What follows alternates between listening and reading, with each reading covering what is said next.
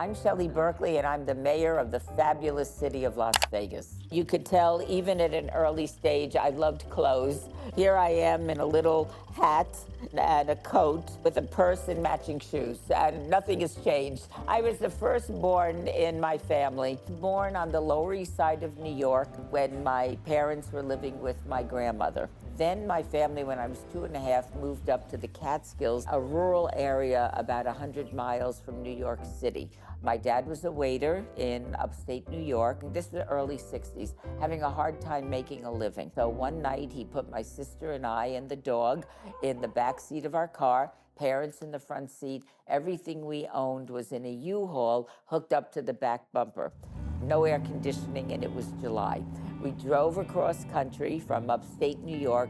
My dad had a letter of recommendation to get a job as a waiter in a restaurant in Southern California. They decided we were going to go to Las Vegas for the night. They found a motel that is still there, across the street from the Stratosphere. My parents wanted to go out. They were on the corner of Sahara and Las Vegas Boulevard. All of a sudden, they heard beeping and hunking. They look over. It was somebody from the little town that we just came from that they knew. And they went out to get a drink. And the guy said to my father, why are you going to Southern California? You're a waiter. This is waiter Mecca. A couple of days later, my dad went down to the Culinary Union. They sent him out to the Old Sands Hotel, where he eventually became the maitre d' of the Copa Room. He'd been there for well over 33 years. The hotel was imploded. He was the longest serving employee.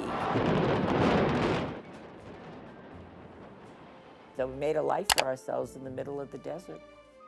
Once I started school, I realized what a great place this was, because during the summer, I didn't leave the apartment. It was so god-awful hot, and I thought my parents took me to hell. And then I started at John C. Fremont. It all turned out okay. Neither one of my parents graduated high school because they had to go to work to help support their families. From the very beginning, my mother was sure that I could do anything that I set my mind to, and she told me that. I always wanted to be in public service. Never a question of that. I was going to run for office. My grandparents came to America to escape the Holocaust. They couldn't speak English, had no money, had limited skills, but they did have a dream. I grew up hearing my grandmothers talk about their hopes, dreams, aspirations, what life was like, where they came from. So I always thought it was important to give back to this country for having taken my family in and letting us survive, but more than that, letting us thrive, and we certainly have done that. I was student body president of UNLV and started getting very politically active. Might as well have been Harvard for me. It opened up an entire world to me. I never felt not as good as anybody else in Washington, D.C. If they had Harvard degrees or Yale degrees or wherever. I thought my diploma from UNLV put me in very good stead. I was able to hold my own with all of them. Showed up at law school, here I am. I was in a class of 280 freshmen at the University of San Diego. 20 of us were women. It's tough. I mean, I didn't have 2 nickels to rub together. What am I eating? I don't know. And worked, every summer I came home from law school, and I was cocktailing in those days. I made enough money in the 8 weeks that I was home cocktailing to pay my whole way through the whole year, following year from law school. I had just turned 30, been married for about 5 years, and I was telling my mother and my mother-in-law, again, neither of them educated, never worked outside the home, and I said, I want to start running for office, and I want to run for the Nevada State Assembly, but I think it's time to start the family. My mother looked at me, and my mother-in-law agreed. They said, do both. Max was born in May of '82, and I won my first election to the Nevada State Assembly in November of '82. None of that could have happened if they hadn't been with me to help. I had my eyes on being in Congress for a whole host of reasons. and I decided I was working at the Sands. I was vice president of government and legal affairs when I decided that I was going to run for Congress. I got elected at the beginning of November. My son Sam was bar mitzvahed at the end of November. I moved to D.C. I got sworn in at the beginning of '99 in January 3rd or something.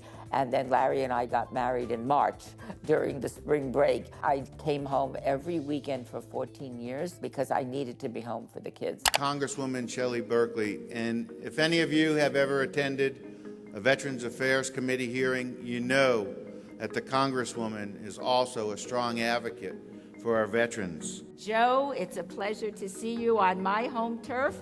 We see each other often in Washington at our VA committee hearings. What I'm most proud of is building that VA hospital. When we got the funding for the VA hospital, it was the largest earmark in the 2006 federal budget.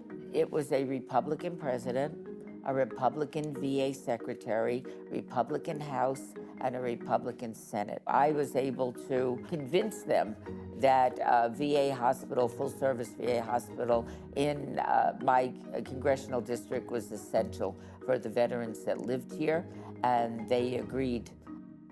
I ran for the state Senate, and I lost that election. We have to get our debt under control and end wasteful spending. I was heartbroken when I lost that Senate seat. When you do a large race like that, by the time it's over, win or lose, you're emotionally, physically, mentally exhausted. There's nothing left of you. Plus, I had the heartbreak of having lost the election. This was my life path, and I'm not there. Oh my gosh. And after a number of months, it was time to get off the couch and get back to life. I'm a working woman. I like working. Some of my most productive years were in between elections. I was president of Channel 10, the PBS station. I was president of Women's Democratic Club of Clark County.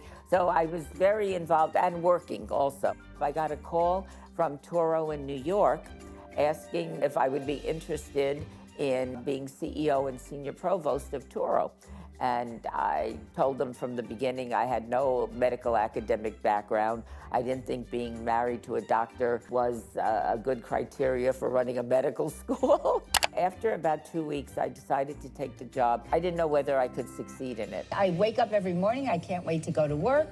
I put in a long day and then wake up the next morning and can't wait to go back. At this stage in my life, I said, when would I be able to do something so out of my wheelhouse that there was no guarantees would I last a day, a week, a month. I turned out lasting 9.5 years, and it was a wonderful experience for me. The last year I was there, we had 4,200 applications for 180 slots in the med school. And when you have that many applicants, you can afford to be very choosy about who you select for your incoming class. We were graduating some extraordinary future healthcare providers for the state of Nevada. I was asked by Toro to sign another contract for 3 years, and I decided I didn't want to do that. I had done everything I could do for the school. I would just be repeating myself at that point. And I thought, let me leave when everyone loves me, because it's not going to get any better than this. Through the year, I started thinking, well, what are you going to do with the rest of your life? You're healthy, you've got a lot of energy. I love public service the most. So what can I do? The mayor. I could be the mayor of my hometown and actually work all day and sleep in my own bed at night. But I threw my hat in the ring. It wasn't a question of worrying whether I would win or lose.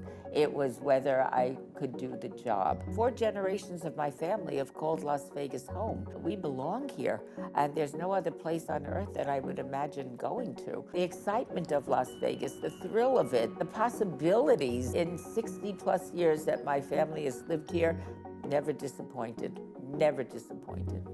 I am very proud. I've left a legacy in the community in my hometown.